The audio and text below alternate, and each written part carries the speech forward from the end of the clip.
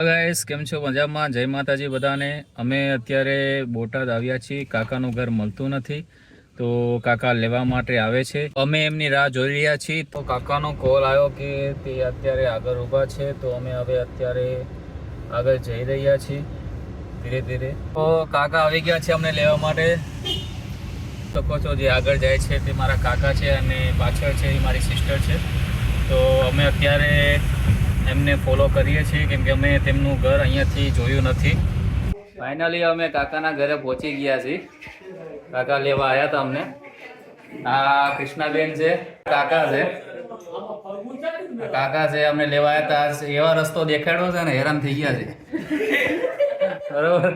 તો હવે અમે અને કાકા અને બધા લોકો વિરાટેશ્વર મહાદેવજીના મંદિર જઈ રહ્યા છીએ. તે અમે લોકોએ જોયું નથી, તો આજે પહેલી વખત અમે જઈશું. વિરાટેશ્વર મહાદેવ અમે પહોંચી ગયા છીએ અને સારું એવું એટમોસ્ફિયર છે અહીંયા. તો જોઈએ. આ રહ્યા મારા કાકી, આ મારા મમ્મી છે. આ વિરાટેશ્વર મહાદેવનો ગેટ છે. હવે અમે અંદર જઈ રહ્યા છીએ. વિરાટેશ્વર મહાદેવ મંદિર આવ્યા છીએ અને કાકીને પૂછ્યું કે આ મંદિર વિશે તે શું જાણે છે અને તે શું કહેવા માંગે છે. કાકી, દર્શન કરવા છે વિરાટેશ્વર મહાદેવ.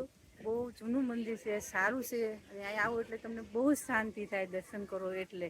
બોટાદથી 3 કિલોમીટરના અંતરે જ છે, તો બોટાદ વિઝિટ કરો તો અહીંયા જરૂર આવો કેમ કે બહુ સારું મંદિર છે. વિરાટેશ્વર મહાદેવ મંદિર છે અને આવડી મોટી શિવલિંગ એ તો ઓછી જોઈએ છે. બહુ સરસ મંદિર છે. પહેલું શિવલિંગ જે છે તે ધુનેશ્વર મહાદેવ છે, બીજું રામેશ્વર મહાદેવ છે, ત્રીજું નાગનાથ છે, ચોથું કેદારનાથ છે, પાંચમું ત્રંબકેશ્વર છે, છઠ્ઠું જે છે ભીમાશંકર છે, સાતમું છે વેદનાથ છે, આઠમું ઓમકારેશ્વર છે, નવમું મહાકાલેશ્વર છે, 10મું મલ્લિકાર્જુન છે અને છઠ્ઠું સોમનાથ છે. બધા જ્યોતિર્લિંગ અહીંયા આવેલા છે.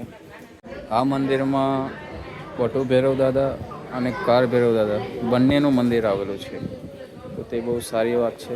તો જોયું તો અમે આ વિરાટેશ્વર મહાદેવજીનું મંદિર છે. અમે બહુ જ આનંદ આવ્યો. તમે પણ એક વખત અહીંયા વિઝિટ કરજો. તો અહીંયા દાદાના સારા એવા દર્શન થઈ ગયા. તો અહીંયાથી સારંગપુર નજીક જ છે, તો હવે અમે સારંગપુર જઈ રહ્યા છીએ ફૂલ ફેમિલી. અમે લોકો સારંગપુર પહોંચી ગયા છીએ અને હવે અમે અંદર મંદિરે જઈ રહ્યા છીએ. અને બધા ફેમિલી જોવો છો કે પાછળ કાકી, મમ્મી ને બધા લોકો આવી રહ્યા છે.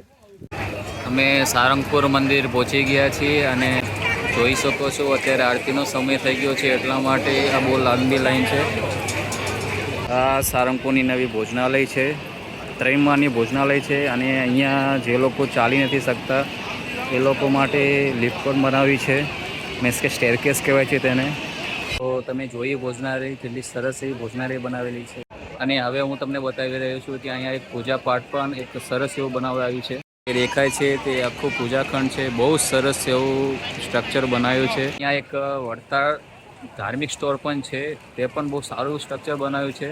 અમે લોકો પણ હવે ત્યાં જઈએ છીએ કે ત્યાં શું છે તે જોઈશું. બધું જોઈ રહ્યા છો કે અહીંયા બધા લોકો બેઠા છે. અહીંયા બહુ બધા અલગ અલગ જાતના પુસ્તકો છે. હનુમાનજીના પણ બહુ સારા સારા ફોટોસ છે અને તે બધાના જ પ્રાઇઝ ઉપર લખેલા છે. તમે જોઈ રહ્યા છો. તમારા હોલમાં લગાવવા હોય તો બહુ સરસ લાગે. બહુ સારા સારા હનુમાનજીના ફોટોસ છે. સારંગપુરમાં અત્યારે વરસાદ બહુ છે. તમે જોઈ રહ્યો છો કે સારંગપુરમાં સૌથી ઊંચામાં ઊંચી મૂર્તિ જે હનુમાન દાદાની છે તે એક્ઝેક્ટ મારી સામે છે. બહુ સરસ મૂર્તિ બનાવી છે. ફાઇનલી આ બ્લોગ અહીંયા પૂરો થાય છે. તો આ વિડીયોને તમે લાઇક કરજો, શેર કરજો, સબસ્ક્રાઈબ કરજો. બધાને જય માતાજી.